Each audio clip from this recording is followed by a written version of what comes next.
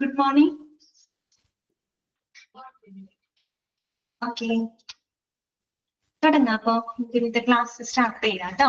നമ്മൾ ഇന്നൊരു പുതിയൊരു ചാപ്റ്റർ ആണ് നമ്മൾ തുടങ്ങാനായിട്ട് പോകുന്നത്. കഴിഞ്ഞ ദിവസം നമ്മൾ മെഡിക്കൽ ക്ലാസ് കംപ്ലീറ്റ് ചെയ്തിരുന്നു കേട്ടോ. Okay Sanila, good morning. എല്ലാവർക്കും ആ ചാപ്റ്റർ ക്ലിയർ ആയി എന്ന് വിചാരിക്കുന്നു കേട്ടോ. ഇതെന്താണത്? ഒരു മിനിറ്റ് കേട്ടോ.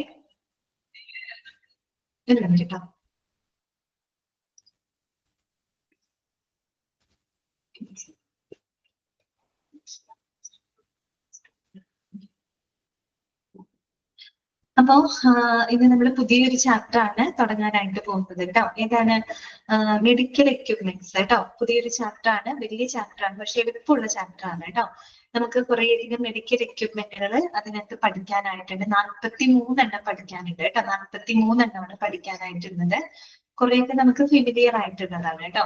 നമ്മൾ ഹോസ്പിറ്റലിലൊക്കെ പോകുമ്പോൾ കണ്ടിട്ടുള്ളത് നമുക്ക് അറിയാവുന്നതാണ്. ഒട്ടുമിക്കതും നമുക്ക് അറിയാവുന്നതാണ്. ഒരു 2-3 മാത്രമാണ് നമുക്ക് ഒട്ടും ഫെമിലിയർ അല്ലാത്തതുള്ളത് കേട്ടോ. ബാക്കിയൊക്കെ നമുക്ക് അറിയുന്നതാണ്. അപ്പൊ ഓരോ എക്യുപ്മെന്റുകളും എന്തിനു വേണ്ടിയിട്ടാണ് ഉപയോഗിക്കുന്നത് എന്നുള്ളത് പഠിക്കാൻ നമുക്ക് കേട്ടോ. പിന്നെ മാത്രമല്ല അത് പ്രാക്ടിക്കലായിട്ട് നമുക്ക് അറിഞ്ഞിരിക്കേണ്ടതും ആവശ്യമാണ്. ഓക്കെ, അപ്പൊ അങ്ങനെ ഒരു ചാപ്റ്റർ ആണ്. സോ നമുക്ക് തുടങ്ങാം കേട്ടോ. ഓൾ മ്യൂട്ട് ചെയ്യാണ് കേട്ടോ.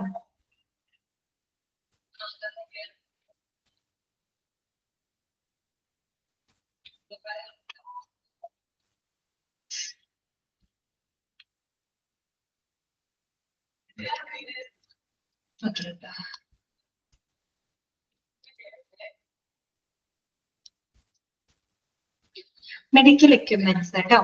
ശ്രദ്ധിക്കാം. ഇൻട്രൊഡക്ഷൻ ലിസ്റ്റ് നമുക്ക് വായിക്കാം. Medical apparatus is used for the definite purpose at diagnosis and treatment of disease or rehabilitation following disease in injury. എന്താണ് പറയുന്നത്? മെഡിക്കൽ എക്യുപ്മെന്റുകൾ നമ്മൾ എന്തിനൊക്കെ വേണ്ടിയിട്ടാണ് നമ്മൾ മെഡിക്കൽ എക്യുപ്മെന്റുകൾ ഉപയോഗപ്പെടുത്തുന്നത്? ചികിത്സയ്ക്ക് വേണ്ടിയിട്ട് നമ്മൾ ഉപയോഗിക്കുന്നുണ്ട്, രോഗനിർണയത്തിന് വേണ്ടിയിട്ട് ഉപയോഗിക്കുന്നുണ്ട്, അല്ലെങ്കിൽ നമുക്ക് അസുഖം അല്ലെങ്കിൽ പരിക്കൊക്കെ പറ്റിയതിനു ശേഷമുള്ള റീഹാബിലിറ്റേഷന്റെ ഭാഗമായിട്ടും നമ്മൾ എന്ത് ഉപയോഗപ്പെടുത്തുന്നുണ്ട്? മെഡിക്കൽ എക്യുപ്മെന്റുകൾ ഉപയോഗിക്കുന്നുണ്ട്. ഓക്കെ, അപ്പൊ നോക്കാം. It can be either used simply or in conjointly with any accessory, consumable or other piece of medical apparatus. അപ്പോ ഇങ്ങനെയുള്ള മെഡിക്കൽ എക്യുപ്മെന്റ്സ് ഒന്നുകിൽ നമുക്ക് സിംഗിളി യൂസ് ചെയ്യാം എന്ന് പറഞ്ഞാൽ ഒറ്റയ്ക്ക് തന്നെ ഉപയോഗിക്കുന്ന തരത്തിലുള്ള എക്യുപ്മെന്റ്സ് ഉണ്ട്. അതുകൂടാതെ മറ്റു പല അപ്പാരറ്റസിന്റെയും ഭാഗമായിട്ട് അല്ലെങ്കിൽ അതിന്റെ ഒരു കമ്പോണന്റ് ആയിട്ടും എന്ത് ഉപയോഗിക്കുന്നുണ്ട്? മെഡിക്കൽ എക്യുപ്മെന്റുകൾ ഉപയോഗപ്പെടുത്തുന്നുണ്ട്. ചില മെഡിക്കൽ എക്യുപ്മെന്റുകൾ നമ്മൾ ഒറ്റയ്ക്കായിട്ട് തന്നെ നമ്മൾ യൂസ് ചെയ്യുന്നു. മറ്റ് വേറെ വലിയ എക്യുപ്മെന്റ്സിന്റെ ഭാഗമായിട്ടും നമ്മൾ എന്ത് ഉപയോഗിക്കുന്നുണ്ട്? മെഡിക്കൽ എക്യുപ്മെന്റ്സ് പ്രയോജനപ്പെടുത്തുന്നുണ്ട് കേട്ടോ. ഓക്കെ, അപ്പൊ നമുക്കറിയാം പറയുന്ന ചികിത്സയ്ക്കായിക്കോട്ടെ, രോഗനിർണയത്തിനായിക്കോട്ടെ, ഇതിനെല്ലാത്തിനും നമ്മൾ കൃത്യമായിട്ടുള്ള ഉദ്ദേശത്തോടു കൂടി തന്നെയാണ് ഇത്തരത്തിലുള്ള മെഡിക്കൽ എക്യുപ്മെന്റുകൾ ഉപയോഗിക്കുന്നത്. ഓക്കെ, അതന്നെ BP അപ്പാരറ്റസ് അതൊക്കെ നമുക്ക് ഇതിനകത്ത് പഠിക്കാനുണ്ട് കേട്ടോ. അപ്പൊ നമുക്ക് ആദ്യത്തെ എക്യുപ്മെന്റിനെ പരിചയപ്പെടാം. ആദ്യത്തെ കേട്ടോ, ഫസ്റ്റ് വൺ ഇതാണ്. ഡീഫിബ്രിലേറ്റർ ആണ്. ഇതാണ് ഡീഫിബ്രിലേറ്റർ കേട്ടോ. ഓക്കെ, എന്താ ഡീഫിബ്രിലേറ്റർ? നിങ്ങൾക്ക് എനിക്ക് ഫെമിലിയർ ആയിരിക്കാം. നിങ്ങളുടെ ആംബുലൻസ് ഒക്കെ പറഞ്ഞപ്പോ അതിനകത്ത് പറഞ്ഞു പോയിട്ടുണ്ട് അല്ലെ. ഓട്ടോമേറ്റഡ് എക്സ്റ്റേണൽ ഡീഫിബ്രിലേറ്റർ എന്നൊക്കെ പറഞ്ഞ് നിങ്ങൾ പഠിച്ചിട്ടുണ്ട്. അത് തന്നെ സഫീറ കറക്റ്റ് ആണ് കേട്ടോ. ഹാർട്ടിനെ റീസ്റ്റാർട്ട് ചെയ്യുന്നതിന് വേണ്ടിയിട്ട് ഉപയോഗിക്കുന്ന ഒരു എക്യുപ്മെന്റ് ആണ്. നമുക്ക് വായിക്കാം കേട്ടോ. അതൊന്ന് അണ്ടർലൈൻ ചെയ്ത് വെക്കാം.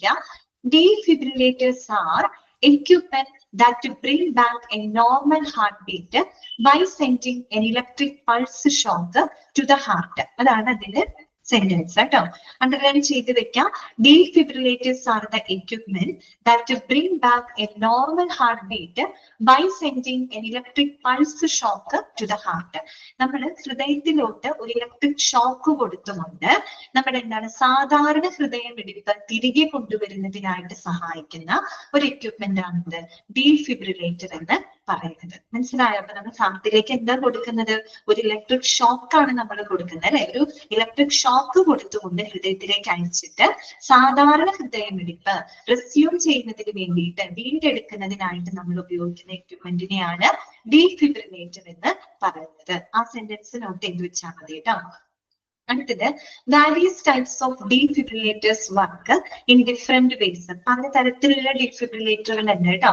അതായത് ഇനി പറയുന്നുണ്ട് ഓട്ടോമേറ്റഡ് എക്സ്റ്റേണൽ ഡിഫിബ്രിലേറ്റർ ഉണ്ട്, മാനുവൽ ഡിഫിബ്രിലേറ്റേഴ്സ് ഉണ്ട്, അതുപോലെ ICD എന്നൊക്കെ പറയും. അതായത് എന്താണ് ഇന്റർമീഡിയന്റ് കാർഡിയോ വെർട്ടർ ഡിഫിബ്രിലേറ്റർ അങ്ങനെയൊക്കെ പറയുന്ന ഡിഫിബ്രിലേറ്റേഴ്സ് ഒക്കെ ഉണ്ട്. പല ടൈപ്പ് ഉണ്ട്. പക്ഷെ കൂടുതൽ നമ്മൾ കോമൺ ആയിട്ട് നമുക്കറിയാവുന്നത് ഓട്ടോമേറ്റഡ് എക്സ്റ്റേണൽ ഡിഫിബ്രിലേറ്റർ ആണ് കേട്ടോ. അതിനെപ്പറ്റി അവിടെ പറയുന്നുണ്ട്. ഓട്ടോമേറ്റഡ് എക്സ്റ്റേണൽ ഡിഫിബ്രിലേറ്റർ AED എന്നാണ് കേട്ടോ. എഫ് എന്നാണ് നിങ്ങളുടെ കറക്റ്റ് ആണോ എനിക്കറിയില്ല.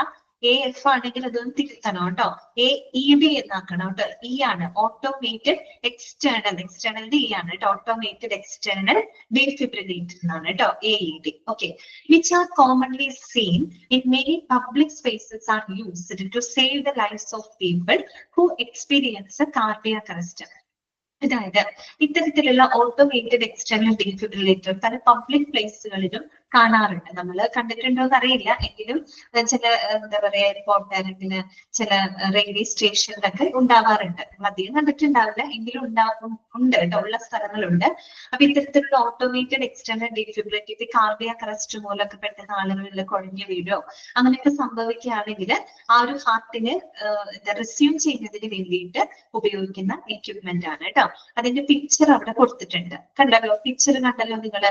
ഓക്കെ, അതിന്റെ ഒരു പ്രൊസീജിയർ ആണ് അവിടെ കൊടുത്തേക്കുന്നത്. രജിസ്റ്റർ ഇതാണ് 2 ഇലക്ട്രോഡ് പാഡ്സ്, കണ്ടോ. ഈ എക്യുപ്മെന്റിൽ 2 ഇലക്ട്രോഡ് പാഡ്സ് ഉണ്ട്.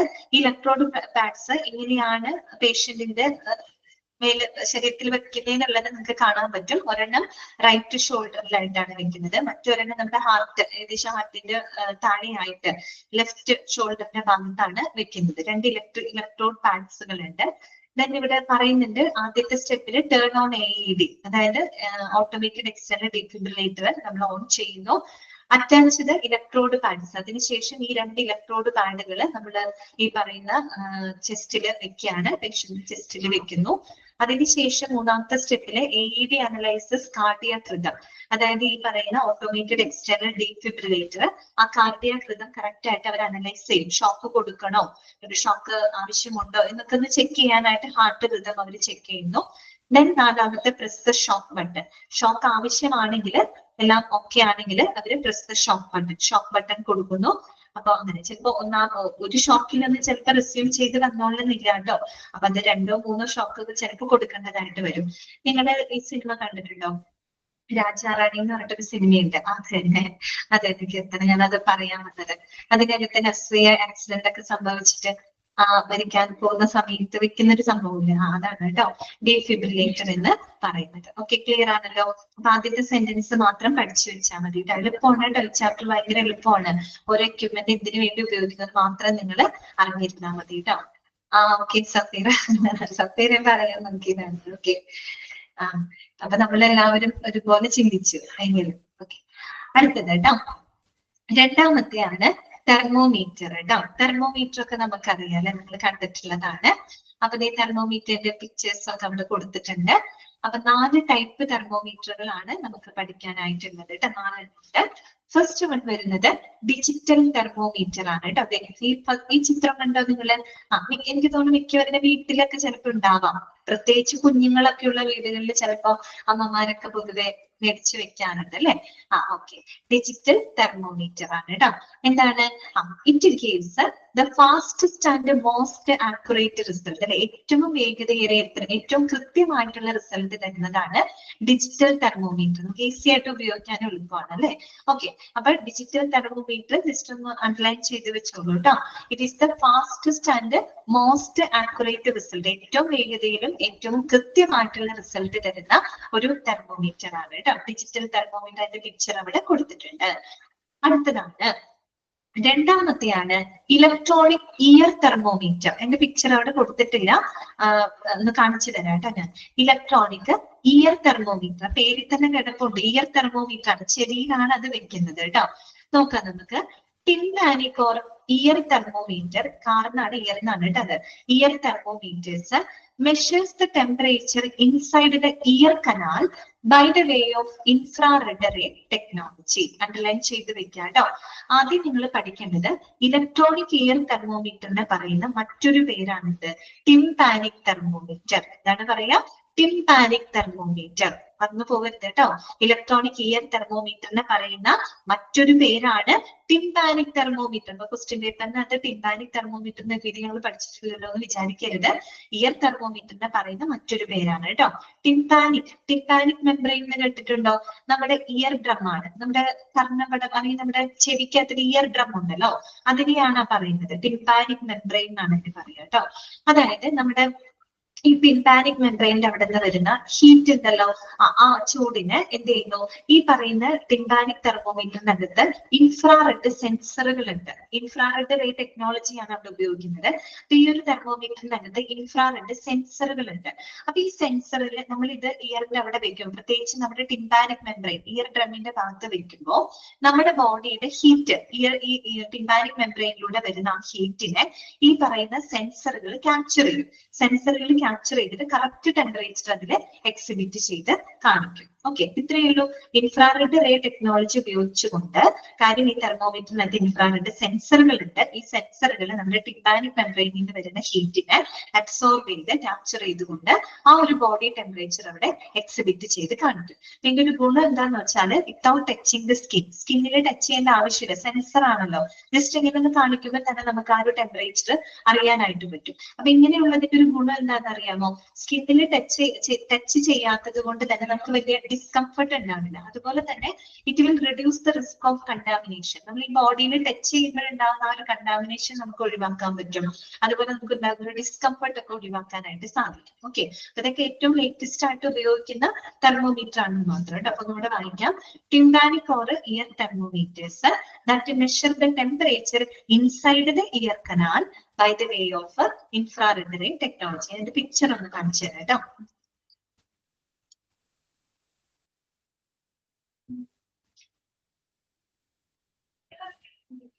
കണ്ടോ? പിക്ചർ കണ്ടോ? കണ്ടില്ലേ? ഇതാണ് കേട്ടോ സംഭവം ടിംപാനിക് തെർമോമീറ്റർ എന്ന് പറയുന്നത്. ഓക്കെ, ഇത് ടച്ച് ചെയ്യുന്നില്ല, ജസ്റ്റ് അവിടെ കാണിക്കുമ്പോൾ തന്നെ സെൻസർ ഉണ്ട്. സെൻസർ അവിടെ നിന്ന് വരുന്ന ഹീറ്റിനെ ക്യാപ്ചർ ചെയ്ത് കറക്റ്റ് ടെമ്പറേച്ചർ അവിടെ കാണിക്കും കേട്ടോ.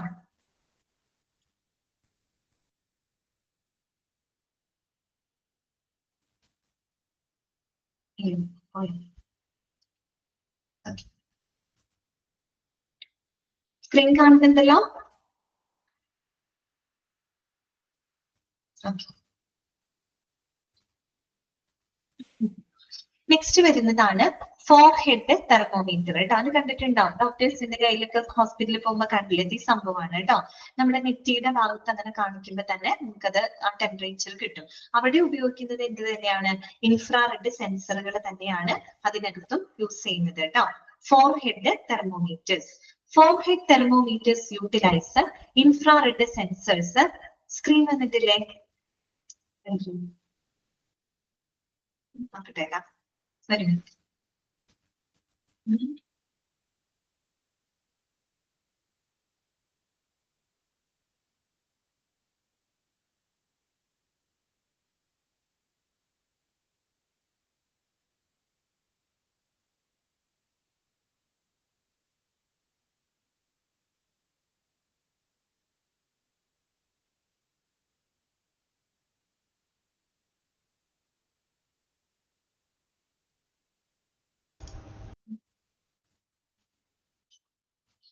ഓക്കെ അല്ലേ?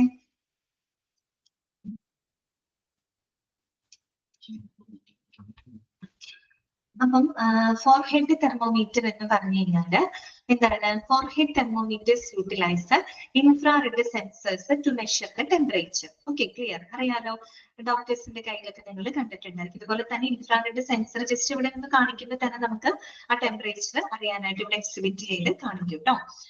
അടുത്തത് ഗ്ലാസ് ആൻഡ് മെർക്കുറി തെർമോമീറ്റർ. പണ്ട് കാലത്ത് ഇപ്പോഴും ഉപയോഗിക്കുന്നുണ്ട്, പക്ഷെ കൂടുതൽ ഇപ്പൊ എല്ലാം ഡിജിറ്റൽ ആയി അല്ലെ. ഇങ്ങനെയുള്ള തെർമോമീറ്റർ കണ്ടിട്ടുണ്ടാവില്ല എല്ലാവരും.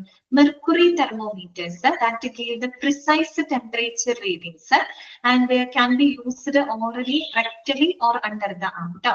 ഓക്കെ, ഇതിനകത്ത് മെർക്കുറി ആണ് യൂസ് ചെയ്യുന്നത് കേട്ടോ. അപ്പൊ നമുക്കത് എങ്ങനെയൊക്കെ ഉപയോഗിക്കാം? ഓറലി ഉപയോഗിക്കാം, വായിൽ വെച്ച് ഉപയോഗിക്കാം അല്ലെ.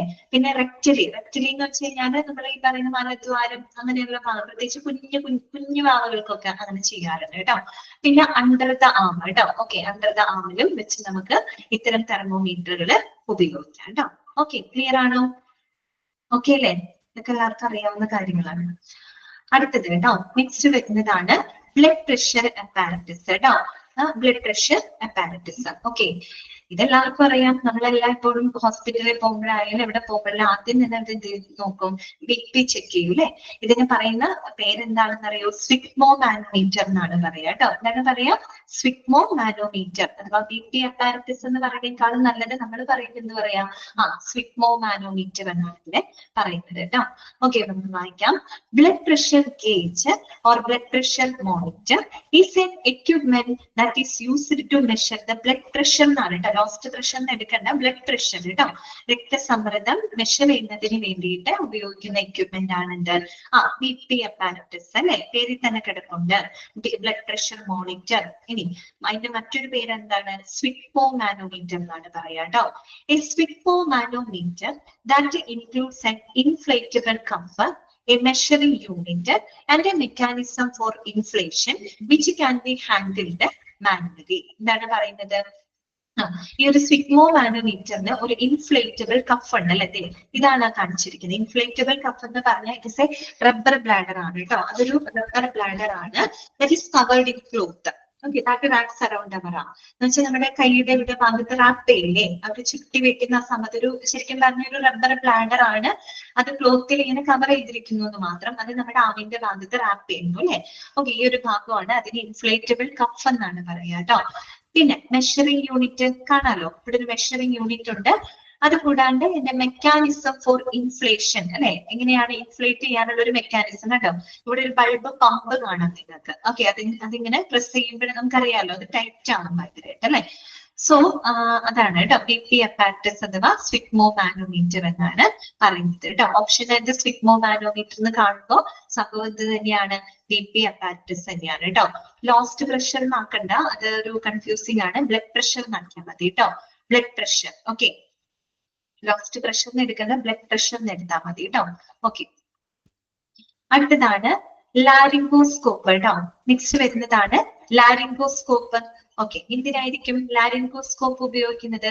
ലാരിങ്സ് ഒബ്സർവ് ചെയ്യാനായിട്ട് അല്ലെ. ലാരിങ്സ് ഒക്കെ നിങ്ങൾക്ക് അറിയാവുന്നതാണ്, നിങ്ങളുടെ ഡിപ്പാർട്ട്മെന്റ് ഒക്കെ പഠിച്ചതല്ലേ, ENT ഒക്കെ പഠിച്ചതാണ് അല്ലെ. അതിനകത്ത് ലാരിങ്സിനെ പറ്റി പറഞ്ഞിട്ടില്ലേ? വോയിസ് ബോക്സ് ആണ് അല്ലെ. വോയിസ് ബോക്സ് നമ്മുടെ ശബ്ദം വരുന്ന ഭാഗമാണ് അല്ലെ, നമ്മുടെ സ്വരതന്തുക്കളൊക്കെ സ്ഥിതി ചെയ്യുന്ന ആ ഒരു ഭാഗമാണ് അല്ലെ വോയിസ് ബോക്സ്. അതിനെയാണ് നമ്മൾ ലാരിങ്സ് എന്നാണ് പറയുന്നത് അല്ലെ. ഈ ലാരിങ്സ് ഒബ്സർവ് ചെയ്യുന്നതിന് വേണ്ടിയിട്ട് ഉപയോഗിക്കുന്ന ഒരു എക്യുപ്മെന്റ് ആണ് ലാരിംഗോസ്കോപ്പ് എന്ന് പറയുന്നത് അല്ലെ. ഇത് കാണുമ്പോൾ തന്നെ പേടിയാവും, ഇതൊക്കെ ത്രോട്ടിന്റെ അടുത്തേക്ക് ഇറക്കി വിടുന്ന കാര്യം വയ്ക്കുമ്പോൾ. എന്തായാലും വായിക്കാം നമുക്ക്. Laryngoscope is to observe the larynx a part of the throat കേട്ടോ. നമ്മുടെ ത്രോട്ടിന്റെ ഭാഗമായിട്ടുള്ള ലാരിങ്സ് ഒബ്സർവ് ചെയ്യുന്നതിന് വേണ്ടിയിട്ടാണ് ഈ ഒരു എക്യുപ്മെന്റ് ഉപയോഗിക്കുന്നത്. ഇനി laryngoscopy is a medical approach that is used to get a view of the larynx കേട്ടോ. ആ ഉപകരണത്തിന് നമ്മൾ ലാരിംഗോസ്കോപ്പ് എന്ന് പറയുന്നു. അത് ഉപയോഗിച്ച് ചെയ്യുന്ന പ്രൊസീജിയറിനെ ലാരിംഗോസ്കോപ്പി എന്നാണ് പറയുക കേട്ടോ. അപ്പൊ ലാരിങ്സ് ഒബ്സർവ് ചെയ്യുന്നതിന് വേണ്ടിയിട്ട് നമ്മൾ ഉപയോഗിക്കുന്ന ഈ ഒരു പ്രൊസീജിയർ അല്ലെ, ദാറ്റ് ഈസ് കോൾഡ് ലാരിംഗോസ്കോപ്പി എന്ന് പറയും. ഓക്കെ, എക്യുപ്മെന്റിന്റെ പേര് ലാരിംഗോസ്കോപ്പ് കേട്ടോ, അറിയാലോ. ഓക്കെ, അഞ്ചാമത്തത് കേട്ടോ. അഞ്ചാമത്തെ മെഡിക്കൽ എക്യുപ്മെന്റ് ഇതാണ് ഓക്സിജൻ മാസ്ക്. എല്ലാവർക്കും അറിയാം അല്ലെ. ഇതൊക്കെ നമ്മൾ നെബുലൈസറിന്റെ ഒക്കെ കൂടെ ഉപയോഗിക്കുന്നതാണ് അല്ലെ. ഓക്സിജൻ മാസ്ക് അറിയാം, നോക്കാം. An oxygen mask that offers a method to carry the breathing oxygen gas from a storage tank to the lungs. അല്ലെ, ഓക്സിജൻ സ്റ്റോറേജ് ടാങ്കിൽ നിന്ന് നമ്മുടെ ശ്വാസകോശത്തിലോട്ട് ലങ്സിലോട്ട് ഓക്സിജനെ ക്യാരി ചെയ്യാനായിട്ട് സഹായിക്കുന്ന എക്യുപ്മെന്റ് ആണ് oxygen mask. Okay, oxygen mask may wrap only the nose and mouth or the whole face. They may be made of plastic, silicone or rubber കേട്ടോ. ചിലത് നമ്മുടെ മൂക്കും വായും കവർ ചെയ്യുന്നതുണ്ട്, അല്ലാണ്ട് ഫുൾ ഫേസ് കവർ ചെയ്യുന്ന തരത്തിലുള്ള ഓക്സിജൻ മാസ്കുകളുണ്ട് കേട്ടോ. ഇനി ഓക്സിജൻ മാസ്കുകൾ നിർമ്മിക്കാൻ ഉപയോഗിക്കുന്ന മെറ്റീരിയലുകൾ ഏതൊക്കെയാന്ന് ഒന്ന് ജസ്റ്റ് നോക്കി വെച്ചോളൂ കേട്ടോ. പ്ലാസ്റ്റിക്, അതുപോലെ തന്നെ സിലിക്കോൺ, റബ്ബർ ഇങ്ങനെയുള്ള മെറ്റീരിയലുകളൊക്കെ ഉപയോഗിച്ചിട്ടാണ് ഓക്സിജൻ മാസ്കുകൾ ഉണ്ടാക്കുന്നത് കേട്ടോ. Plastic, silicone and rubber. Okay, clear ആയോ? പഞ്ചെണ്ണം കഴിഞ്ഞു കേട്ടോ. നമ്മുടെ ഡിഫിബ്രിലേറ്റർ, തെർമോമീറ്റർ, നമ്മള് sphygmomanometer, laryngoscope and oxygen mask. Okay അല്ലേ? എല്ലാവർക്കും എളുപ്പമാണ്. ഓക്കെ അല്ലേ? അടുത്തതാണ് ECG ട്ടോ. ECG എന്താണ്? ഇലക്ട്രോ കാർഡിയോഗ്രാഫ് അല്ലെ. എപ്പോഴെങ്കിലൊക്കെ ECG എടുത്തിട്ടുള്ള ആളുകളൊക്കെ ഉണ്ടായിരിക്കും. ECG അല്ലെ, ഇലക്ട്രോ കാർഡിയോഗ്രാഫ്. എന്തിനാണ്? Electro cardiograph is the process of recording the electrical function of the heart over A period of time using electrodes which are put on the skin. Underline ചെയ്ത് വെച്ചോളൂ കേട്ടോ. എന്തിനു വേണ്ടിയിട്ടാണ്? നമ്മുടെ ഹാർട്ടിന്റെ ഇലക്ട്രിക്കൽ ഫംഗ്ഷൻസ് അല്ലെ, electrical activity record ചെയ്യുന്നതിന് വേണ്ടിയിട്ട് നമ്മൾ ഉപയോഗിക്കുന്ന ആ ഒരു പ്രൊസീജിയർ അല്ലെ, അതിനെയാണ് നമ്മൾ ഇലക്ട്രോ കാർഡിയോഗ്രാഫ് എന്ന് പറയുന്നത്. ECGയുടെ ഫുൾ ഫോമും അറിയാം, നിങ്ങൾക്ക് അറിയാവുന്നതാണ്.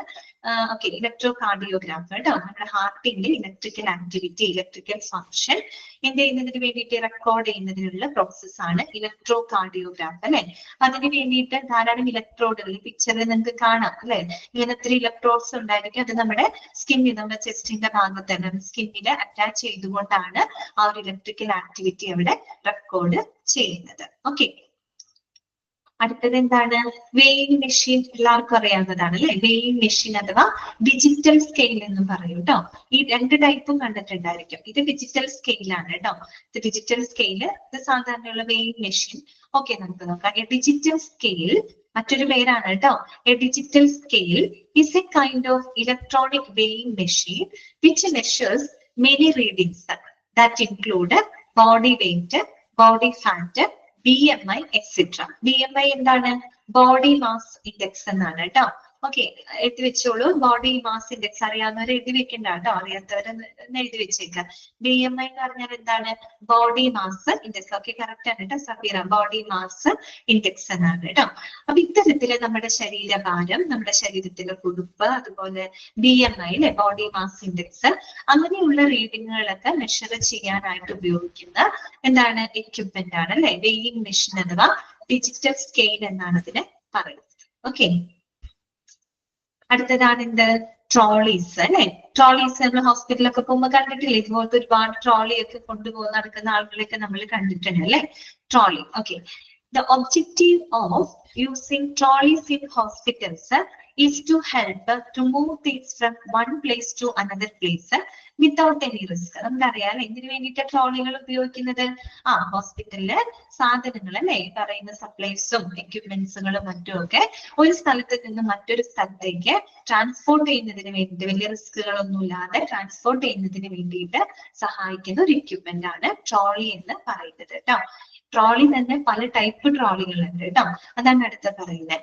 ഹോസ്പിറ്റൽ ട്രോളീസ് ആണ്. ഏതൊക്കെ ട്രോളികളുണ്ട്? ക്രാഷ് കാർട്ട് ട്രോളി ഉണ്ട്, പിന്നെ മെഡിസിൻ ട്രോളി ഉണ്ട്, SS ഡ്രസ്സിംഗ് ട്രോളി. SS എന്ന് വെച്ചാൽ സ്റ്റെയിൻലെസ് സ്റ്റീൽ എന്നാണ് കേട്ടോ. Stainless steel dressing trolley. Okay, correct ആണ്. And instrument trolley. അങ്ങനെ പല ടൈപ്പ് ട്രോളികളുണ്ട്. ആ പേരിൽ തന്നെ നമുക്ക് കിട്ടും കേട്ടോ. ക്രാഷ് കാർട്ട് നമുക്ക് വേറെ പഠിക്കാനുണ്ട്. ക്രാഷ് കാർട്ട് ട്രോളി എന്ന് പറഞ്ഞാൽ എന്തായിരിക്കും? ക്രാഷ് കാർട്ട്, ക്രാഷ് എന്നൊക്കെ പറയുന്നത് എന്താ തന്നെ? കാർ ക്രാഷ്, പ്ലെയിൻ ക്രാഷ് എന്നൊക്കെ പറയുന്നത് നമ്മുടെ മനസ്സിലേക്ക് എന്താ ഓടി വരുന്നത്? എമർജൻസി ആണ് അല്ലെ. ഓക്കെ, അപ്പൊ എമർജൻസി ആയിട്ടുള്ള എക്യുപ്മെന്റ്സുകൾ, എമർജൻസി എന്താ പറയാ ഇൻസ്ട്രുമെന്റ്സ്, അങ്ങനെയുള്ളതൊക്കെ ക്യാരി ചെയ്യുന്നതിന് വേണ്ടിയിട്ടാണ് ക്രാഷ് കാർട്ട് ട്രോളി ഉപയോഗിക്കുന്ന പേരിൽ തന്നെ കിടപ്പുണ്ട്, ക്രാഷ് കാർട്ട് ആണ് അല്ലെ. ക്രാഷ് മീൻസ് എന്തെങ്കിലും അപകടങ്ങളൊക്കെ സംഭവിച്ച എമർജൻസി സിറ്റുവേഷൻ ഒക്കെ വന്നു കഴിഞ്ഞാലുള്ള എക്യുപ്മെന്റ്സുകള്, ഇൻസ്ട്രുമെന്റ്സുകള് അതൊക്കെ ക്യാരി ചെയ്യാനായിട്ടാണ് ക്രാഷ് കാർട്ട് ട്രോളി ഉപയോഗപ്പെടുത്തുന്നത്. മെഡിസിൻ ട്രോളി പേര് കേൾക്കുമ്പോൾ അറിയാലോ, മെഡിസിൻസ് മറ്റുള്ള ഫാർമസ്യൂട്ടിക്കൽ ഉൽപ്പന്നങ്ങളൊക്കെ എന്താ പറയാ ക്യാരി ചെയ്യുന്നതിന് വേണ്ടിയിട്ട് മെഡിസിൻ ട്രോളി യൂസ് ചെയ്യുന്നു. SS ഡ്രസ്സിംഗ് ട്രോളി അല്ലെ, സ്റ്റെയിൻലെസ് സ്റ്റീൽ ഡ്രസ്സിംഗ് ട്രോളി. അപ്പൊ എന്തായിരിക്കും, വൂണ്ട് കെയർ അല്ലെ, ഡ്രസ് ചെയ്യുന്ന എപ്പോഴാണ് വൂണ്ട് കെയർ അല്ലെ. ഓക്കെ, മാക്സ് കാർട്ട് എന്ന് പറയും. പറയൂ ടണിതു, അത് തന്നെ നമുക്ക് പഠിക്കാനുണ്ട് കേട്ടോ. ക്രാഷ് കാർട്ടിന് പറയുന്ന മറ്റൊരു പേരാണ് മാക്സ് കാർട്ട്, കോഡ് കാർട്ട് എന്നൊക്കെ പറയും. അത് തന്നെ വേറെ പഠിക്കാനുണ്ട്, ഇതിനകത്ത് തന്നെ വരുന്നുണ്ട് കേട്ടോ. ഓക്കെ, SS ഡ്രസ്സിംഗ് ട്രോളി എന്ന് പറഞ്ഞാൽ സ്റ്റെയിൻലെസ് സ്റ്റീൽ ഡ്രസ്സിംഗ് ട്രോളി എന്നാണ്. പ്രത്യേകിച്ച് വൂണ്ട് കെയറുമായിട്ട് ബന്ധപ്പെട്ട ഇൻസ്ട്രുമെന്റ്സുകളും മറ്റുമൊക്കെ ക്യാരി ചെയ്യുന്നതിനായിട്ട് ഉപയോഗിക്കുന്നത്. അങ്ങനെ പല ടൈപ്പ് ഉണ്ടെന്നാണ് അവർ പറയുന്നത് കേട്ടോ. പർപ്പസ് ഒക്കെ നമുക്ക് അറിയാം എന്തിനാണ്. ഓക്കെ, അത്രയേ ഉള്ളൂ ട്രോളി. പിന്നെന്താണ്, കുറെയൊക്കെ നമുക്ക് അറിയാവുന്ന സംഭവങ്ങളാണ്. വീൽ ചെയർ അറിയാലോ, wheel chair. Okay, wheel chair is A wheeled mobility instrument അല്ലെ, മൂവബിൾ ആയിട്ടുള്ള ഇൻസ്ട്രുമെന്റ് ആണ്. The instrument is moved manually, that means by turning the wheels by hand or via various automated systems. അപ്പൊ രണ്ട് തരത്തിലുള്ള wheel ചെയറുകൾ ഉണ്ട് കേട്ടോ. Manually ഉപയോഗിക്കുന്ന wheel chair ഉണ്ട്. അപ്പൊ നമുക്ക് ആ ഹാൻഡ് വീല് നമ്മൾ കൈ ഉപയോഗിച്ച് ഹാൻഡ് വീല് ചെയ്യാൻ പറ്റുന്ന എന്താ പറയാ മാനുവലി ആയിട്ടുള്ള വീൽ ചെയർ ഉണ്ട്. അതുപോലെ ഓട്ടോമേറ്റഡ് ആയിട്ടുള്ള സിസ്റ്റംസ് ഉണ്ട്. നമ്മുടെ ബാംഗ്ലൂർ ബേസിനടുത്ത് അവിടെ പോയിക്കൊണ്ടിരിക്കുന്ന ഓട്ടോമേറ്റഡ് വീൽ ചെയറിനകത്ത് തന്നെ അതെ. അപ്പൊ അങ്ങനത്തെ രണ്ട് ടൈപ്പ് ഉണ്ട് കേട്ടോ, ഓട്ടോമേറ്റഡ് സിസ്റ്റംസ് അതുപോലെ തന്നെ മാനുവലി ഉള്ള വീൽ ചെയർസ് ഉണ്ട് കേട്ടോ.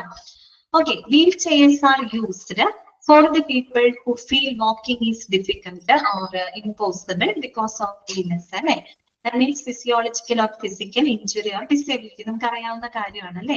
നടക്കാൻ ബുദ്ധിമുട്ടുള്ള ആളുകൾക്ക്, പ്രത്യേകിച്ച് വല്ല പരുക്കോ അല്ലെങ്കിൽ വൈകല്യങ്ങളോ അല്ലെങ്കിൽ മറ്റെന്തെങ്കിലും ഇൽനെസ് മൂലം നടക്കാൻ ബുദ്ധിമുട്ടുള്ള ആളുകൾക്ക് ഉപയോഗിക്കുന്നതിന് വേണ്ടിയിട്ടാണ് ഇത്തരത്തിലുള്ള വീൽ ചെയറുകൾ ഉപയോഗിക്കുന്നത് അല്ലെ. ഇറ്റ്സ് എ മൊബിലിറ്റി ഇൻസ്ട്രുമെന്റ് ആണ് അല്ലെ, മൂവബിൾ ആയിട്ടുള്ള ഇൻസ്ട്രുമെന്റ് ആണ്.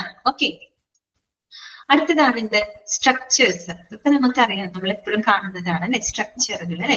എന്തിനു വേണ്ടിയിട്ടാണ് സ്ട്രക്ചർ യൂസ് ചെയ്യുന്നത്?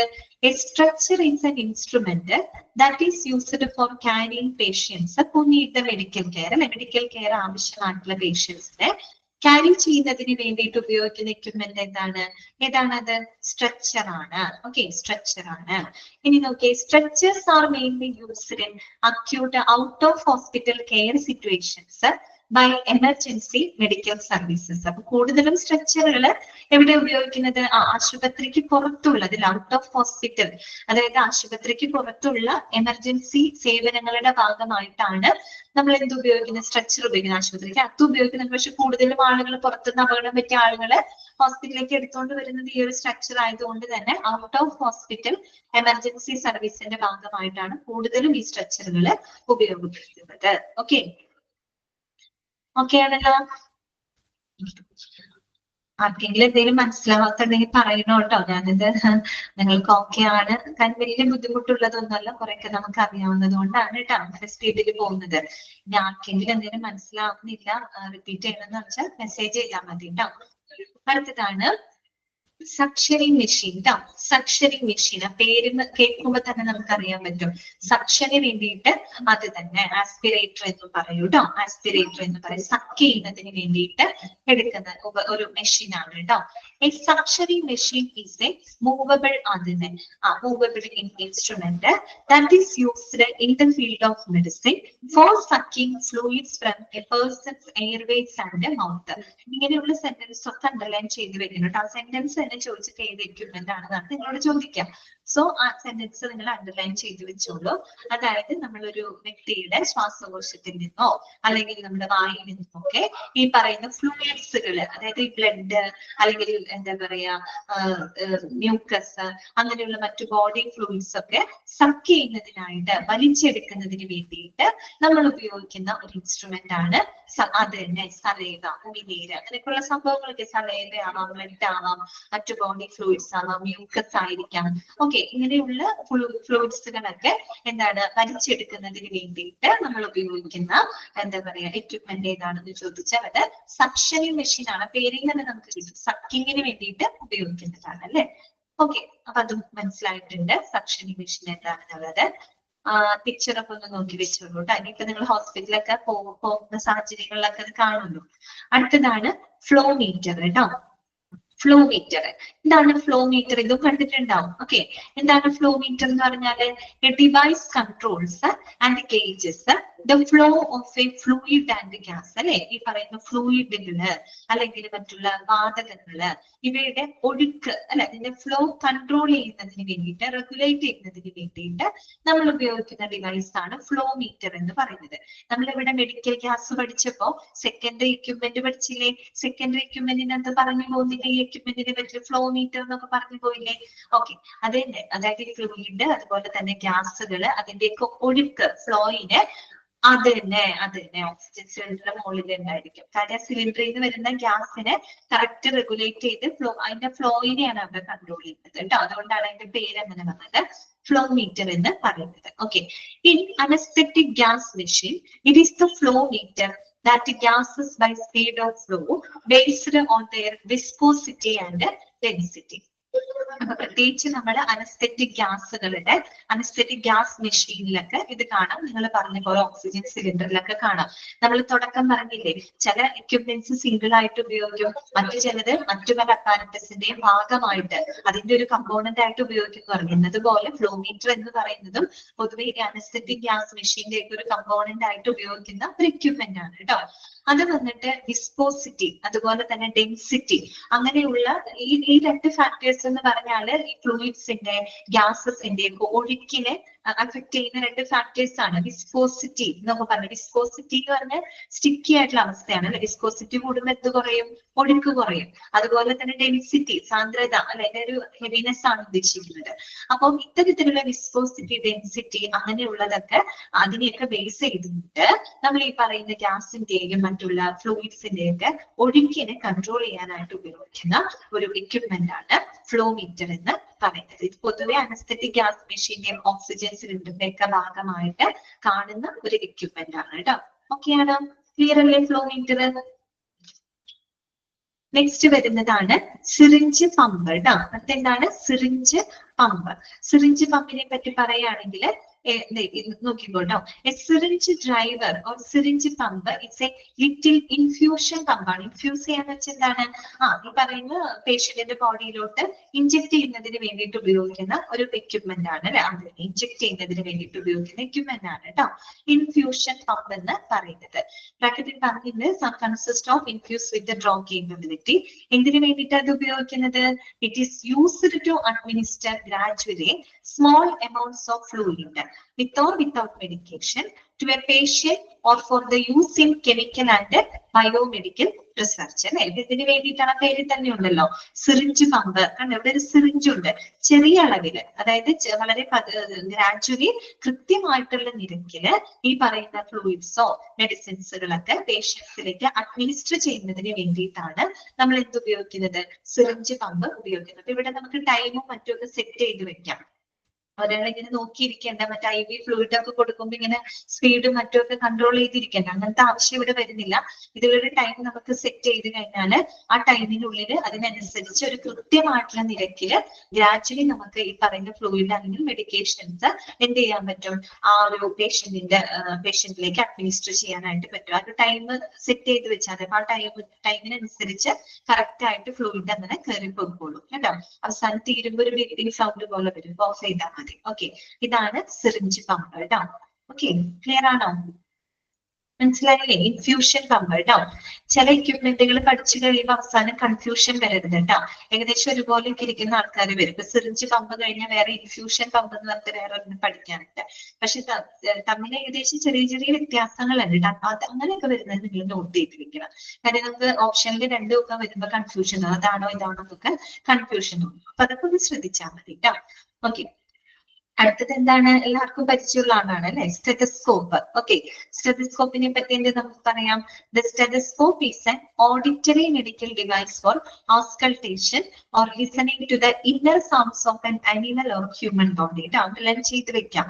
ഓസ്കൾട്ടേഷൻ എന്ന് പറഞ്ഞാൽ വേറൊന്നുമല്ല, അതായത് ഇന്നർ ബോഡി സൗണ്ട്സുകൾ കേൾക്കാനുള്ള ഒരു ടെക്നിക്കാണ്. അതിനെയാണ് നമ്മൾ ഓസ്കൾട്ടേഷൻ എന്നാണ് പറയാ കേട്ടോ. ഓസ്കൾട്ടേഷൻ പ്രത്യേകിച്ച് ഹ്യൂമൻ ബോഡി മാത്രമല്ല, അനിമൽസിന്റെ ആയാലും നമ്മുടെ ഇന്നർ ബോഡി സൗണ്ട്സുകളൊക്കെ എന്താ പറയാ കേൾക്കുന്നതിന് വേണ്ടിയിട്ടുള്ള ആ ഒരു ടെക്നിക്കിനെ നമ്മൾ പറയാ ഓസ്കൾട്ടേഷൻ എന്നാണ് പറയാ കേട്ടോ. അപ്പൊ ഇറ്റ് ഈസ് എൻ ഓഡിറ്ററി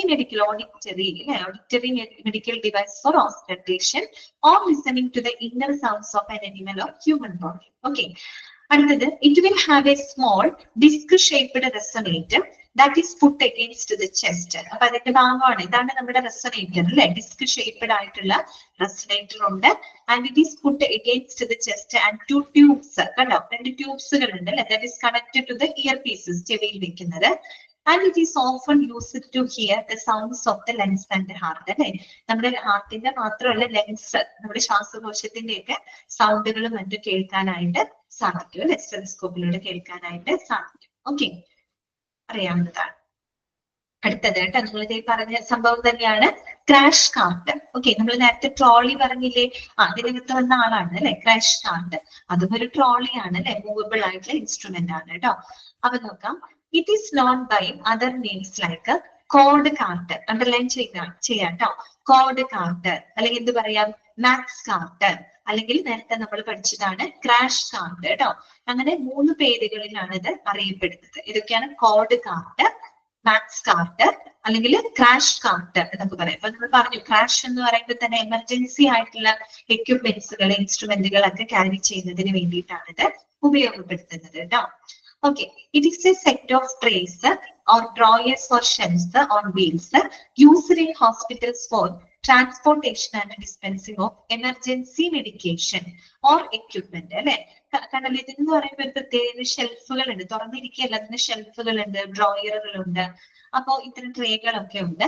അപ്പൊ ഇതെന്ന് പറഞ്ഞാല് എമർജൻസി ആയിട്ടുള്ള മെഡിക്കേഷൻസ്, എക്യുപ്മെന്റുകളൊക്കെ ട്രാൻസ്പോർട്ട് ചെയ്യുന്നതിന് വേണ്ടിയിട്ടാണ് ഉപയോഗപ്പെടുത്തുന്നത് കേട്ടോ. എവിടേക്ക്?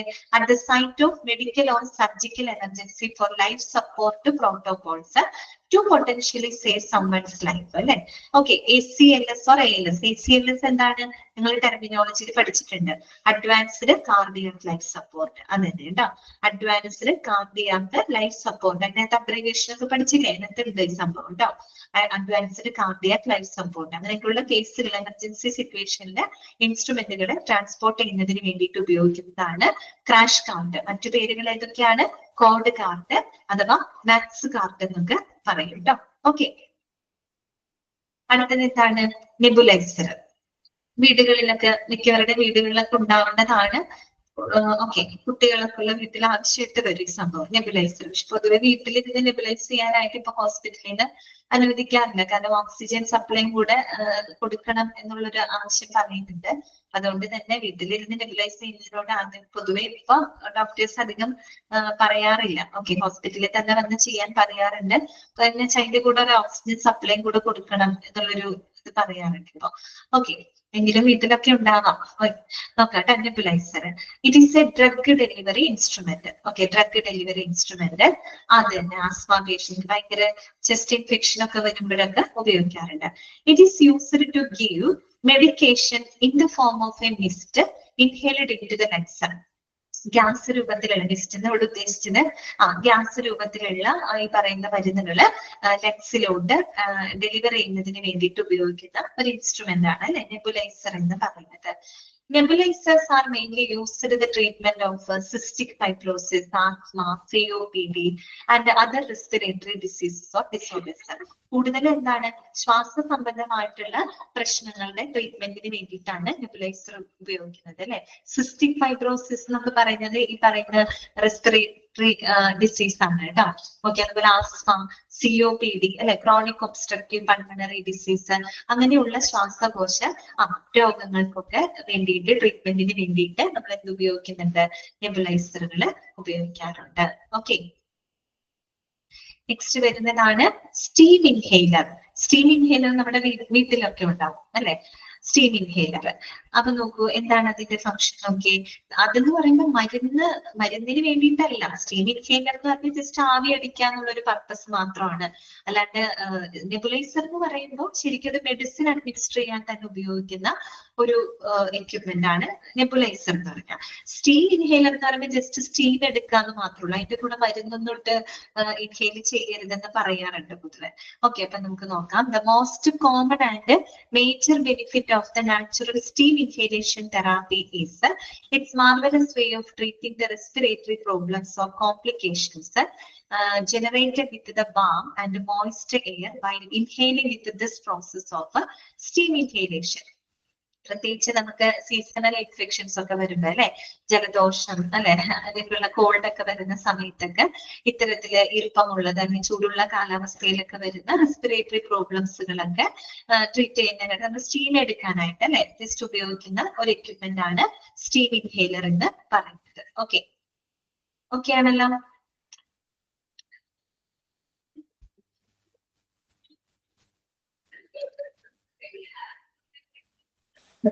അടുത്തതാണ് എക്കോ ട്ടോ. എക്കോ ടെസ്റ്റ് എന്തിനു ചെയ്യുന്നതാണ്? എക്കോ പറയും, നിങ്ങൾക്ക് അറിയാവുന്നതാണ് എക്കോ ടെസ്റ്റ്. അതെ, ഹാർട്ടിന്റെ അല്ലെ. ഓക്കെ, ഹാർട്ടിന്റെ ഇമേജസ് ഒക്കെ നമുക്ക് കാണുന്നതിന് വേണ്ടിയിട്ട് ഉപയോഗിക്കുന്നതാണ് എക്കോ. എക്കോ എന്ന് പറയുമ്പോൾ തന്നെ എന്തുമായിട്ട് ബന്ധപ്പെട്ടതാണ്? സൗണ്ട്. എന്താണ് 17th പോയിന്റ്? 17th എന്ന് പറഞ്ഞാൽ സ്റ്റീം ഇൻഹേലർ അല്ലേ ചോദിച്ചത്. സ്റ്റീം ഇൻഹേലർ എന്ന് പറഞ്ഞാൽ എന്താണ്? നമ്മുടെ വീടുകളിലൊക്കെ ഉപയോഗിക്കുന്നില്ലേ, ആവി എടുക്കാനായിട്ട് ഉപയോഗിക്കുന്നത്. The most common and major benefit of സാധാരണ നോർമലി നമ്മൾ സ്റ്റീം എടുക്കാനായിട്ട് ആവി എടുക്കാനായിട്ട് എടുക്കുന്ന എക്യുപ്മെന്റ് വീടുകളിലൊക്കെ ഉപയോഗിക്കുന്നില്ലേ, അത് തന്നെ ഇൻഹേലേഷൻ തെറാപ്പി. ഓക്കെ, ഇസ് പറയുന്നുണ്ട് it is the treating the respiratory problems or complications generated with the balm and moist air. Okay, നമുക്ക് ചൂട് മൂലം അല്ലെങ്കിൽ ഭയങ്കര തണുപ്പൊക്കെ വരുന്ന സമയത്ത് ഉണ്ടാവുന്ന എന്താണ് ശ്വാസ സംബന്ധമായിട്ടുള്ള ബുദ്ധിമുട്ടുകളൊക്കെ ട്രീറ്റ് ചെയ്യുന്നതിന് വേണ്ടിയിട്ട് എന്തുപയോഗിക്കുന്നുണ്ട്? നമ്മള് സ്റ്റീം ഇൻഹേലർ ഉപയോഗിക്കുന്നുണ്ട്. ഓക്കെ, അത്രയുള്ള അതിനകത്ത് കേട്ടോ. വീട്ടില് നമ്മൾ ആവി പിടിക്കാൻ ഉപയോഗിക്കുന്നില്ലേ, അത് തന്നെ. പക്ഷെ അത് പൊതുവെ എന്ത് ചെയ്യില്ല, നമ്മള് മരുന്നൊന്നും അതിൽ ചേർത്ത് നമ്മൾ ഇൻഹേൽ ചെയ്യില്ല. നെബുലൈസർ അങ്ങനെയല്ല. നെബുലൈസർ ശരിക്കും മരുന്ന് അഡ്മിനിസ്റ്റർ ചെയ്യാൻ തന്നെ ഉപയോഗിക്കുന്ന എക്യുപ്മെന്റ് ആണ്. സ്റ്റീം ഇൻഹേലർ എന്ന് പറയുമ്പോൾ ജസ്റ്റ് ഓൺലി ഫോർ സ്റ്റീമിങ് പർപ്പസിന് വേണ്ടി മാത്രമാണ് ഉപയോഗിക്കുന്നത്. അതാണ് അത് തമ്മിലുള്ളൊരു വ്യത്യാസം. മനസ്സിലായോ? ആദ്യമല്ലേ ചോദിച്ചത്? ആദ്യം ഓക്കെ ആണോ?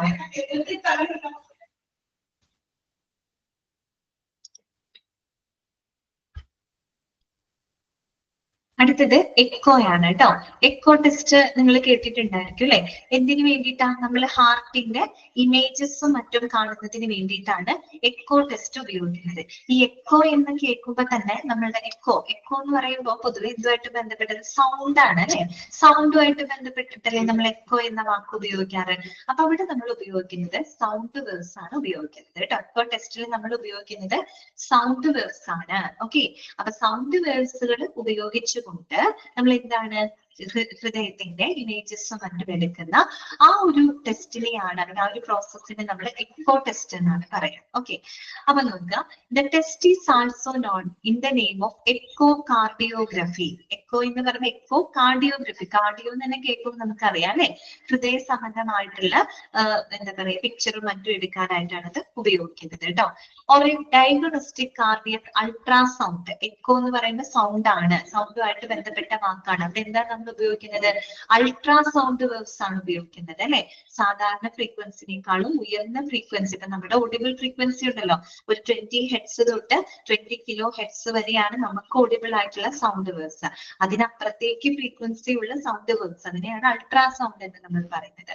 അപ്പൊ ഇത്തരത്തിലുള്ള അൾട്രാസൗണ്ട് വേവ്സുകൾ ഉപയോഗിച്ചുകൊണ്ട് നമ്മൾ നടത്തുന്ന ഹൃദയ പരിശോധനയാണ് എക്കോ അഥവാ എക്കോ കാർഡിയോഗ്രഫി എന്നൊക്കെ പറയുന്നത് കേട്ടോ. ECG വേറെയാണ് കേട്ടോ. ECG ഇലക്ട്രോ കാർഡിയോഗ്രാഫ് ആണ്. അത് ഹാർട്ടിന്റെ ഇലക്ട്രിക്കൽ ആക്ടിവിറ്റി മെഷർ ചെയ്യാനായിട്ടാണ് ഉപയോഗിക്കുന്നത്. എക്കോ എന്ന് പറയുന്ന സൗണ്ട് ആയിട്ട് കണക്ട് ചെയ്യുക. സൗണ്ട് വേവ്സ് ഉപയോഗിച്ചുകൊണ്ട് ഹൃദയത്തിന്റെ എന്താ പറയുക പരിശോധന നടത്തുന്നതിനെയാണ് എക്കോ കാർഡിയോഗ്രഫി എന്ന് പറയുന്നത്. രണ്ടും രണ്ടാണ് കേട്ടോ, രണ്ടും മാറിപ്പോകരുത്. അപ്പൊ നോക്കാം. An echo uses sound waves to design the pictures of your heart's chambers, valves and blood vessels. അല്ലെ ഈ പറയുന്ന നമ്മൾ എക്കോ ഉപയോഗിച്ചുകൊണ്ട് എക്കോ സൗണ്ട് വേവ്സ് ഉപയോഗിച്ചുകൊണ്ട് നമ്മുടെ ഹാർട്ടിന്റെ ചേംബറുകൾ അല്ലെ ഹാർട്ടിന്റെ അറകള് വാൽവുകള് ഹാർട്ടിന്റെ ഭിത്തികള് പിന്നെ ബ്ലഡ് വെസൽസ് അല്ലെ പ്രത്യേകിച്ച് അയോർട്ട ആർട്ടറീസ് ആൻഡ് വെയിൻ മഹാധമനി അല്ലെ അയോർട്ട അതുപോലെ തന്നെ ആർട്ടറി ധമനികള് വെയിനുകള് ഇതൊക്കെ ഒബ്സർവ് ചെയ്യുന്നതിന് വേണ്ടി ഇതിന്റെയൊക്കെ പിക്ചേഴ്സ് എടുക്കുന്നതിന് വേണ്ടിയിട്ടാണ് നമ്മൾ എക്കോ യൂസ് ചെയ്യുന്നത് അല്ലെ എങ്ങനെയാണ് attached to your skin okay skin അല്ല സ്കിൻ എന്നാണ് ഇവിടെ ഒരു പ്രോബ് ഉണ്ട് അത് സ്കിന്നിൽ അറ്റാച്ച് ചെയ്യുമ്പോൾ നമുക്ക് കറക്റ്റ് ആയിട്ട് കാണാൻ പറ്റും സ്ക്രീനിനകത്ത് അല്ലെ a probe called a transducer എന്നാണ് പറയാ കേട്ടോ transducer that is passed over your chest ഈ പ്രോബിന് നമ്മൾ ട്രാൻസ്ഡ്യൂസർ എന്നാണ് പറയുക ട്രാൻസ്ഡ്യൂസർ ഇങ്ങനെ മൂവ് ചെയ്തുകൊണ്ടാണ് നമ്മൾ ഈ പറയുന്ന ചാമ്പറുകളും വാളുകളും ബ്ലഡ് വെസൽസും ഒക്കെ മോണിറ്റർ ചെയ്യുന്നത് ഓക്കെ എക്കോന്റെ ഫുൾ ഫോം എന്താണ് എക്കോ കാർഡിയോഗ്രഫി എക്കോ എന്ന് പറയുന്ന വാക്ക് ശബ്ദവുമായിട്ട് ബന്ധപ്പെട്ടതാണ് സോ സൗണ്ട് വേർഡ്സ് ഉപയോഗിച്ചുകൊണ്ട് എങ്ങനെയുള്ള സൗണ്ട് അൾട്രാ സൗണ്ട് വേർഡ്സ് ഉപയോഗിച്ചുകൊണ്ട് ഹൃദയ പരിശോധന നടത്തുന്ന ആ ഒരു പ്രൊസീജിയറിനെ എക്കോ എന്നാണ് പറയുന്നത് അതേസമയം ഒരു ഹൃദയത്തിന്റെ ഇലക്ട്രിക്കൽ ആക്ടിവിറ്റി റെക്കോർഡ് ചെയ്യുന്നതിന് ECG എന്നാണ് നമ്മൾ പറഞ്ഞത് കേട്ടോ ഓക്കെ അടുത്തതാണ് EEG ഓക്കെ EEGയുടെ ഫുൾ ഫോം അവിടെ കൊടുത്തിട്ടില്ല പക്ഷെ നിങ്ങൾക്ക് അറിയാത്തവരെ എഴുതി വെക്കാം കേട്ടോ ഇലക്ട്രോ എൻസെഫലോഗ്രാം എന്നാണ് കേട്ടോ എഴുതിക്കോട്ടോ ഇലക്ട്രോ എൻസെഫാലോ സെഫാലോ എന്ന വാക്ക് എന്തുമായിട്ട് ബന്ധപ്പെട്ടതാണ് ബ്രെയിൻ അല്ലേ ഓക്കെ തലച്ചോറുമായിട്ട് ബന്ധപ്പെട്ടതാണ് ഇലക്ട്രോ എൻസെഫാലോ ഗ്രാം എന്നാണ് കേട്ടോ ഗ്രാം എന്ന് പറയാം ഗ്രാഫ് എന്നും പറയാം കേട്ടോ എഴുതി വെക്കണം കേട്ടോ അവിടെ ഫുൾ ഫോം കൊടുത്തിട്ടില്ല നിങ്ങൾക്ക് അറിയാവുന്നതാണ് അറിയാത്തവർ എഴുതി വെക്കുക കേട്ടോ ഇലക്ട്രോ എൻസെഫാലോഗ്രാം നമ്മള് ഓക്കെ കീർത്തന ഫിക്സർ നമ്മൾ ചെയ്തിട്ടുണ്ട് അല്ലെ ഓക്കെ നമ്മള് ഹാർട്ടിന്റെ ഇലക്ട്രിക്കൽ ആക്ടിവിറ്റി മെഷർ ചെയ്യുന്നതിന് ECG എന്നല്ലേ പറയാ അതുപോലെ തന്നെ ബ്രെയിനിന്റെ ഇലക്ട്രിക്കൽ ആക്ടിവിറ്റി മെഷർ ചെയ്യുന്ന പ്രൊസീജിയറിനെയാണ് നമ്മൾ എന്ത് പറയുന്നത് അതേ സഫീറ കൊടുത്തിട്ടുണ്ട് കേട്ടോ സ്പെല്ലിംഗ് എഴുതിയിട്ടുണ്ട് ഇലക്ട്രോ ELECTRO എൻസെഫാലോ കേട്ടോ ENCEPHALO ഗ്രാം GRAM കേട്ടോ ഓക്കെ അപ്പൊ നമ്മൾ പറഞ്ഞത് ഹാർട്ടിന്റെ ഇലക്ട്രിക്കൽ ആക്ടിവിറ്റി മെഷർ ചെയ്യാൻ ECG അല്ലേ ഉപയോഗിക്കുന്നത് എന്തുപോലെ നമ്മുടെ ബ്രെയിൻ ഉണ്ടല്ലോ ബ്രെയിനിന്റെ ഇലക്ട്രിക്കൽ ആക്ടിവിറ്റി എന്താണ് റെക്കോർഡ് ചെയ്യുന്നതിനായിട്ട് ഉപയോഗിക്കുന്നതാണ് EEG എന്ന് പറയുന്നത് കേട്ടോ ഇലക്ട്രോ എൻസെഫാലോഗ്രാം കണ്ടോ അവിടെ ഇലക്ട്രോഡ്സുകൾ എവിടെയാണ് വെക്കുന്നത് നമ്മുടെ തലയിലാണ് വെക്കുന്നത് അല്ലെ ഓക്കെ അപ്പൊ നമുക്ക് നോക്കാം EEG is used to find the problems in the electrical functions of the brain that may be connected with the certain brain disorders അല്ലെ നമ്മൾക്ക് ഈ പറയുന്ന ബ്രെയിൻ ഡിസോർഡേഴ്സ് ഇപ്പൊ നേരത്തെ പറഞ്ഞ പോലെ ഫിക്സ് അങ്ങനെയൊക്കെയുള്ള എന്തെങ്കിലും പ്രോബ്ലംസുകളൊക്കെ വരുന്ന സമയത്ത് അത്തരം ബ്രെയിൻ ഡിസോർഡേഴ്സുകൾ മനസ്സിലാക്കാനായിട്ട് അതിന്റെ ഇലക്ട്രിക്കൽ ഫംഗ്ഷൻ റെക്കോർഡ് ചെയ്യുന്ന ഒരു പ്രോസസ്സാണ് EEG എന്ന് പറയുന്നത് The measurements given by an EEG are used to verify various conditions including seizure disorders such as epilepsy, head injury, etc. Epilepsy എന്നൊക്കെ പറഞ്ഞാൽ അപസ്മാരമാണ് കേട്ടോ അറിയാലോ അത് വരുന്നത് നമ്മുടെ ഈ പറയുന്ന ബ്രെയിനിൽ വരുന്ന ഇലക്ട്രിക്കൽ ഇമ്പൾസിലൊക്കെ വരുന്ന വാരിയേഷൻ കൊണ്ടാണ് അപസ്മാരമൊക്കെ വരുന്നത് എപ്പിലെപ്സി എപ്പിലെപ്സി മീൻസ് അപസ്മാരം എന്നാണ് അതിന് സീഷ്യർ ഡിസോർഡർ എന്നാണ് പറയാ അപസ്മാരം അങ്ങനെയുള്ള പ്രശ്നങ്ങള് അല്ലെങ്കിൽ എന്തെങ്കിലും ഹെഡ് ഇഞ്ചുറി അല്ലെ ബ്രെയിൻ സംബന്ധമായിട്ട് ഇഞ്ചുറി ഒക്കെ വരുമ്പോൾ അങ്ങനെയുള്ള കണ്ടീഷൻസിനെയൊക്കെ കറക്റ്റ് ആയിട്ട് വെരിഫൈ ചെയ്യുന്നതിന് വേണ്ടിയിട്ട് നമ്മൾ എന്ത് ചെയ്യുന്നുണ്ട് EEG ചെയ്യാറുണ്ട് കേട്ടോ ഇലക്ട്രോ എൻസെഫാലോഗ്രാം ഓക്കെ സ്ലീപ്പിംഗ് ഡിസോർഡേഴ്സ് അങ്ങനെയുള്ള പ്രോബ്ലംസ് ഒക്കെ വരുമ്പോ ചെയ്യാറുണ്ട് കേട്ടോ ഓക്കെ ആണോ EEG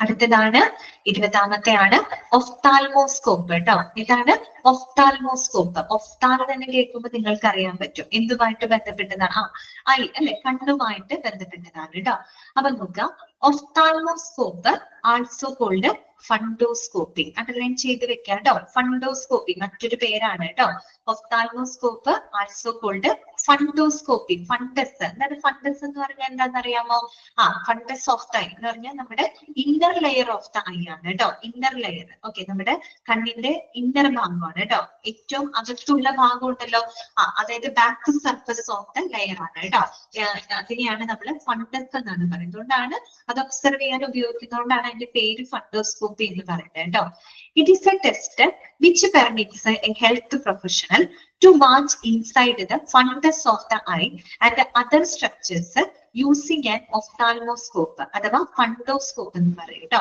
നമ്മുടെ കണ്ണിനകത്തുള്ള ഫണ്ടസ് ഓഫ് ദ എന്ന് വെച്ചാൽ back layer of the I ആണ് കേട്ടോ. അപ്പൊ ഈ കണ്ണിന്റെ ആന്തരിക ഭാഗങ്ങൾ, ആന്തരിക ഘടനകളൊക്കെ ഒബ്സർവ് ചെയ്യുന്നതിന് വേണ്ടിയിട്ട് ഹെൽത്ത് പ്രൊഫഷണൽസ് യൂസ് ചെയ്യുന്ന ഈ ഒരു എക്യുപ്മെന്റ് ആണ് ഒഫ്താൽമോസ്കോപ്പ് അഥവാ ഫണ്ടോസ്കോപ്പ് എന്നാണ് പറയുന്നത് കേട്ടോ.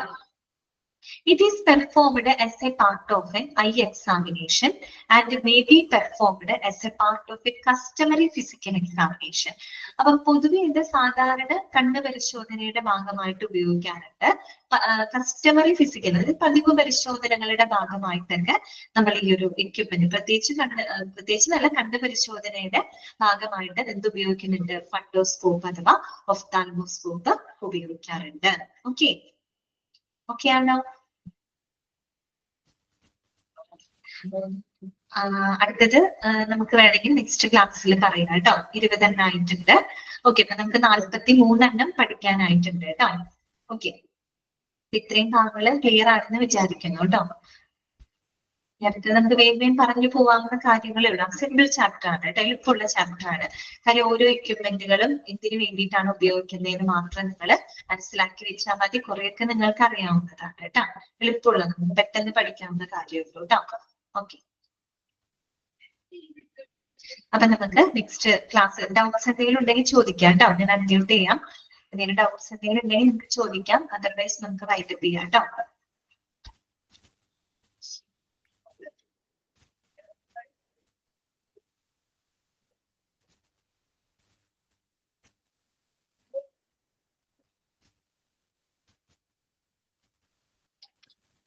ഓക്കെ, നെക്സ്റ്റ് ക്ലാസ്സിൽ കാണാം കേട്ടോ. Thank you.